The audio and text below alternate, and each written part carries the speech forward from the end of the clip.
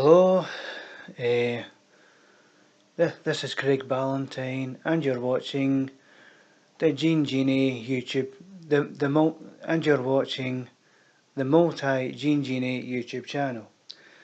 And the subject this time, the disappointing thing about silent movies. Well, last night I saw this thumbnail for a D.W. Griffith film from 1914. I said a D.W. Griffith film from 1914. And I was thinking to myself, well, it was about half an hour long, but what I was thinking to myself was, if only they had learned how to how to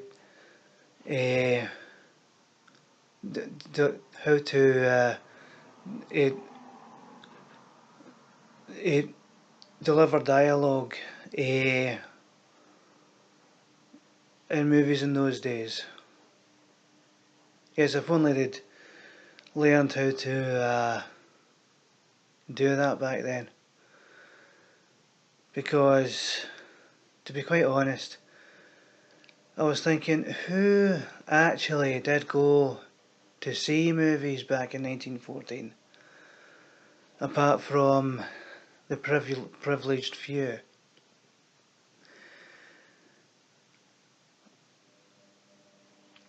If it was, if I could go back there,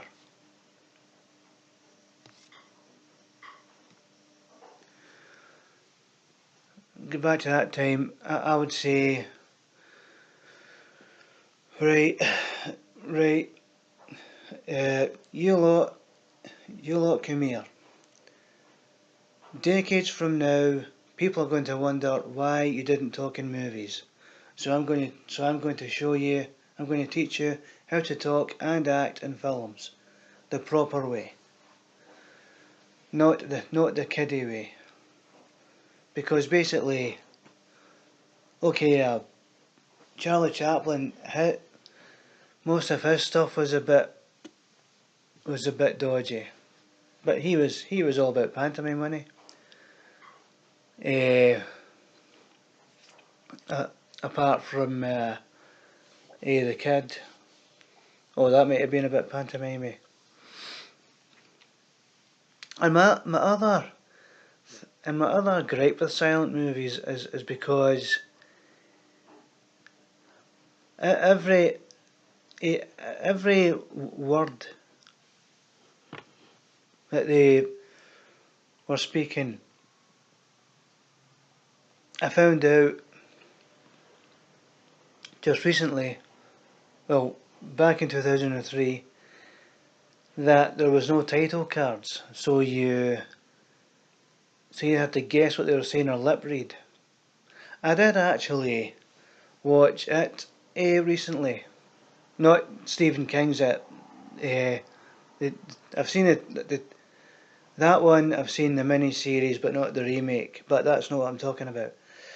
What I'm talking about is a 1927 film called It, as in It, and it's not a horror movie.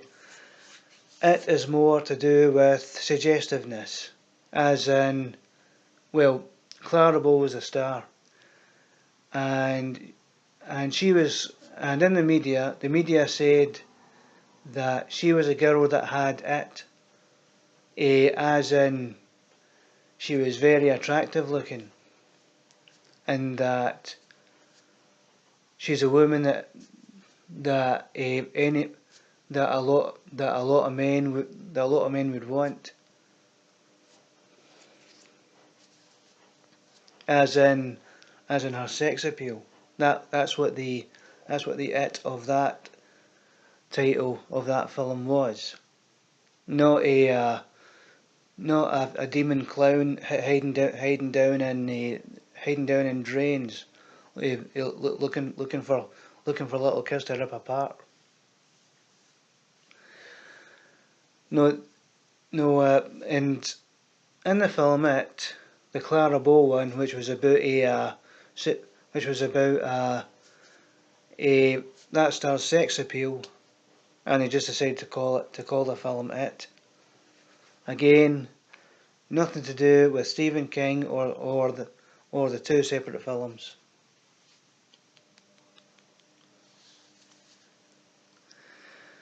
I keep forgetting to when I start going on, I keep forgetting to look at the camera.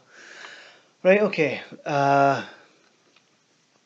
And as I was watching it, I could actually,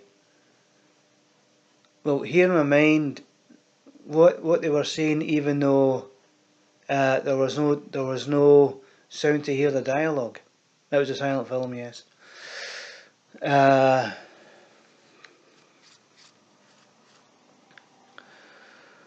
But I found out you would have to have a sharp eye to look at the mouths to see what they were saying, and a sharp sense of lip reading. But the thing is, what if a film actors were able to actually know how to deliver sound dialogue onto a camera? And yes, as I'm saying sound, I mean as the sound you hear in movies now, or since 1930.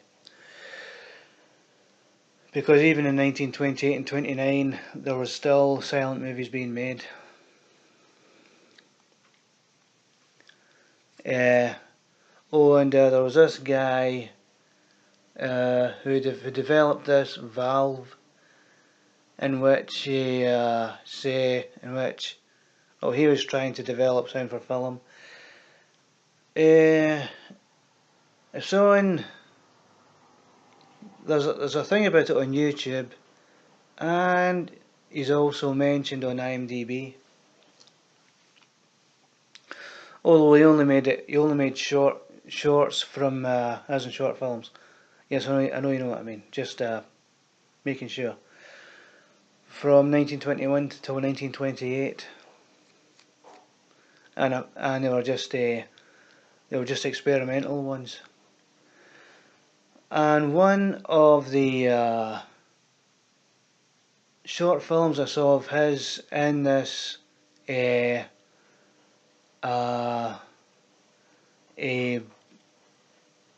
YouTube video, he actually took Broadway actors and filmed them doing their acts on the Broadway stage. Maybe when nobody was in the audience, although they weren't paid for it. Their only reward. They were told that their only reward. Well, apparently they were told that can't even say it. That they were told that their only reward was that's what I was having trouble with. Their only reward was to be immortalised on screen with their dialogue being soundified. Sorry for going on a bit there. I was getting tongue-tied. And there's these two comedians at this pool table. It was black and white. It was just a short, and they were supposed to be predecessors to Abbott and Costello. And I thought, oh yeah, this is going to be interesting. Actually hearing a talking short from 1922. Yeah, at first it was quite interesting, but as that bit went on, it just started to be wearisome, and I was like, okay, get on with it. Get on with your, get to the point with your skit. And actually, to be quite honest, probably it was better off that they were silent, because they they probably wouldn't have been able to, if they had learned, if they had been willing to learn how to act and speak on film with sound and proper acting. The general public might have not have been ready for it, and the general public, well, those who did go and see pictures back then, in like 1914 and 1918, well, throughout the 1910s and 1920s. Yes, I know there was a war on. I'm not that daft. In fact, some of them would have been like, "Oh, we don't do movies. We read the Bible." And I'm not getting at people who read the Bible, okay? I'm not. Right? You want to read the Bible? Fine. Read it. Makes no difference to me. It was just a shame a couple of things in the King James version, but that's just my opinion. Those who like the King James version, fine, okay, whatever. Like Call for an Uprising. Some of the stuff he says I don't agree with, but I'll respect his opinions. Although I get what he says about Hollywood. And in fact, I'll just say that about Hollywood as well. Yes, I've already did a video about that. Things I've learned about Hollywood. But a thing that I've thought should really happen for those trying to make it in Hollywood. Well, happen by those who are trying to make it in Hollywood. But I'll get to that in a minute. And for you King James Bible readers, read on. More power to you. But back 100 years ago, who actually, it would have been a privileged few, and even some of them, it would have been like, nope, not going to see a picture. We're going out for a drink. Yes, in America. Don't think there was much of it in the UK. Well, certainly not in Scotland. In Scotland, in 1914, they would have still been Highland dancing. A lot of Scottish people aren't going to be very, very happy about me saying that, but I'm talking about 1914, not 2018. If you get caught with a kilt out now, people look at you as if there's something wrong with you. In fact, you might get targeted as well, even with wearing a kilt. Although it might be acceptable to wear a kilt for the new year as a Scottish thing. But all apart from that, yes,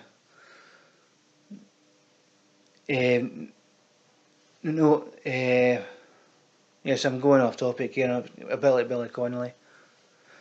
What I'm really saying is, well, it would look a bit strange for if Scottish people now, well, not in this bit of Scotland, if somebody saw somebody with a kilt on, they would get, that person wearing a kilt, that guy would get strange looks. But to the point, whoever actually did go to the movies back then, in 1914 and all of that, maybe it was just the privileged few, or maybe some working class people did go to. Then again, would they have? Can't really see it. It would have been a luxury then. Yeah. 14 minutes to 37 seconds, right. But looking at silent movies now, sometimes do need intertitles. Well, title cards to read what they're saying. But it could have helped if they had actually learned how to talk and act in films. Yeah. The 1927's The Jazz Singer, that's really really kiddie, so it is. And I do realise that people seeing serious acting mixed with dialogue, even though 90% of the 90% of The Jazz Singer is silent. That's 90%. And the acting in it is quite childish. Perhaps they were getting audiences ready for talking pictures, and there's a little slab of dialogue as well, yeah. But it is not all the way a talking picture. It's just like 2 scenes, and the end where Al Jolson sings what do you call it, Mammy.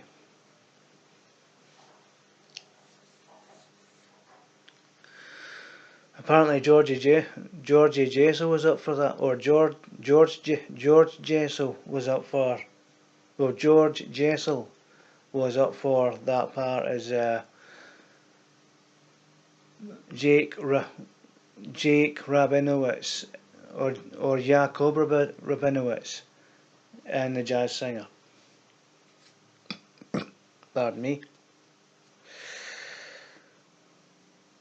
And at the age of 14 I used to laugh at these things. Burps.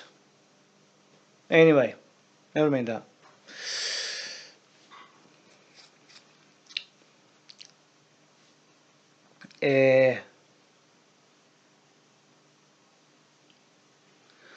Yes, who actually did go and see those who would have actually went to see those movies? Oh, is it? When making The Jazz Singer, they thought it was better to gently. They probably thought it was better to gently introduce the general public to silent movies, to talking pictures, because if they'd made it talky right the way through and totally straight acting right the way through, audiences would have probably been scandalised. So maybe they were making it kiddie acting to gently to gently show people, well, to gently persuade them to like talking pictures. Well, that's what I'm thinking anyway. Or maybe some of them laughed at the terrible acting in it, well, the childish acting in it, and they only liked and they probably only liked the 2 talky bits. Or the way the silent scenes were directed, they were directed to look really bad, and the talking scenes were directed to look much better. Well, that's my take on it anyway. Yes, I did get a bit, well, lose the plot just a wee bit. I tried to I forgot to write all this out. Oh yes, and those trying to make it in Hollywood. I'm thinking what they should do. Those trying to make it and who don't, if they don't want to sign the blood oath, yes I said it, or become a Freemason, because apparently if you want to make it in Hollywood, because apparently if you want to make it in Hollywood, you've got to be a Freemason.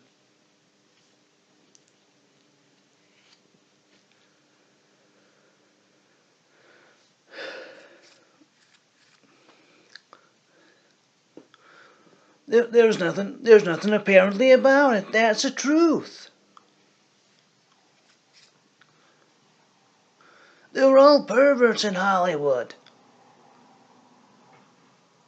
Yeah, apologies for a call for an uprising for doing his voice.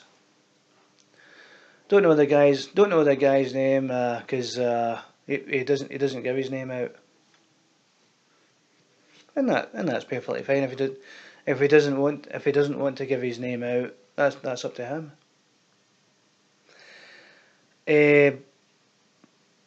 But these ones trying to make it in Hollywood, what they should actually do to skip the debaucherous parties, if they don't want that, or if they don't want their orifices, if they don't want their orifices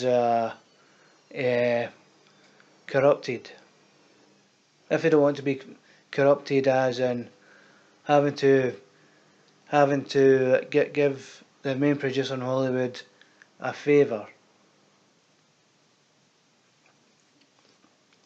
they should form their own production companies and start their own cinema chains and give each other the chance to act, work together to make their own films, act and produce those films without all the carry on that goes on in Hollywood. Without all the carry on that goes on in Hollywood, and what do you call it? Put out their own material and their own content from where they are, instead of having to depend on what is really an evil part of America, the evil part of America being the film industry in Hollywood, because you've got to do some crazy things to get in there.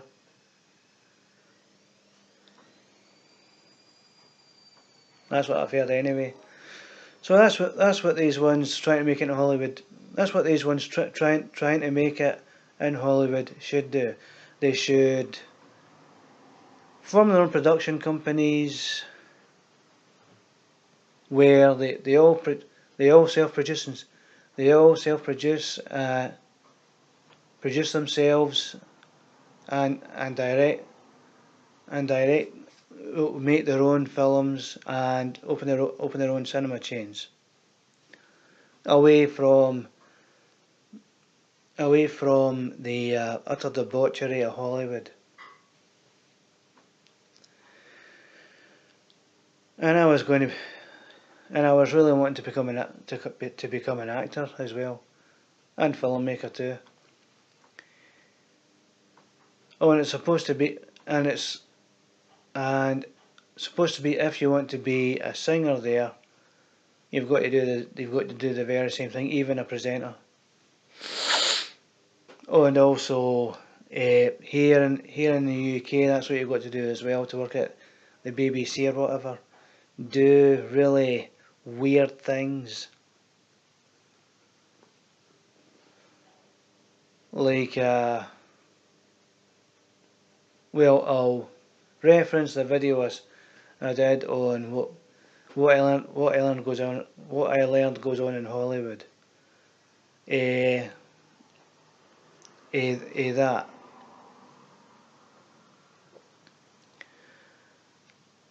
Well, basically, sell your soul.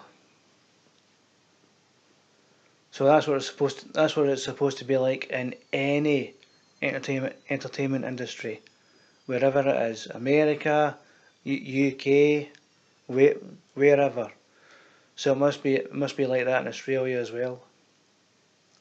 It must be like that in Australia as well. Okay, right. The next video, I will be performing a song I wrote, and I'll be doing other songs that I like. Why am I looking this way when I'm saying this? Maybe because I'm actually looking towards my guitar over there. Okay, right. Well, it's been fun talking. I would like to make more than a blog. I mean, I would like to make more than a vlog. Well, anyway, and I'll be starting my own website as well.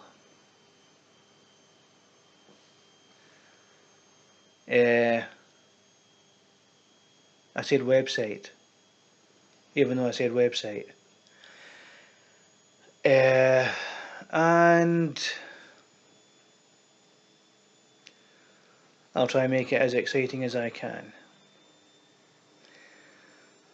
Well, hope you liked this video, even though it was nearly half an hour long. And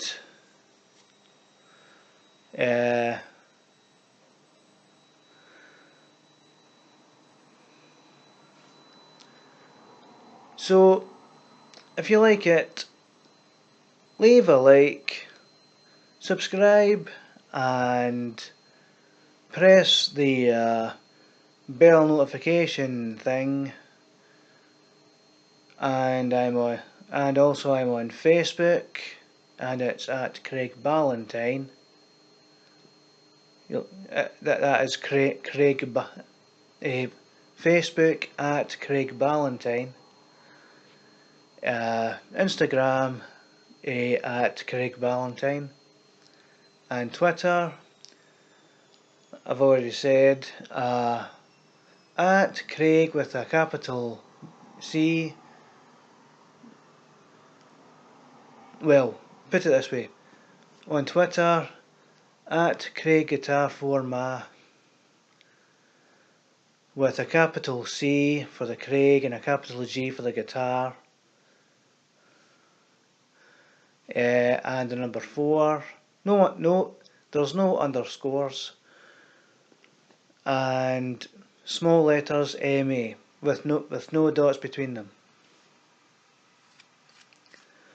Why just MA? Well, for Ma, because I think it was because I thought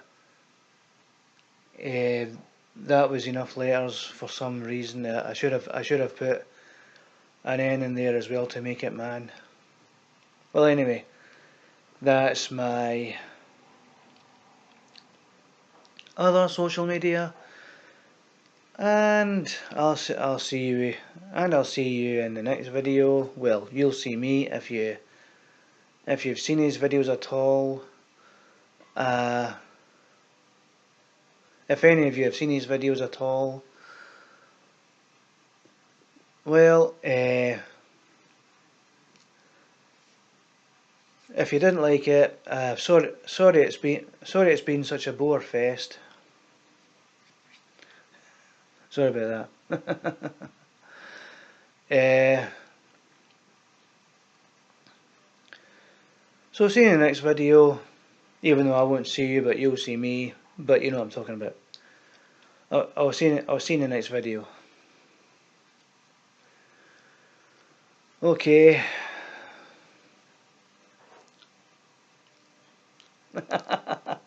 I know, gads. Okay, right. This is Craig Ballantyne on the Multi-Gene Genie channel, signing off. Hope that didn't sound too silly, by the way. Bye bye.